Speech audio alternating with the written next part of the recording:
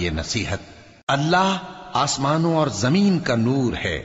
उसके नूर की मिसाल ऐसी है कि गोया एक ताक है जिसमें एक चराग है और चराग एक किंदील में है, और किंदील ऐसी साफ शफाफ है कि गोया मोती का सा चमकता हुआ तारा है।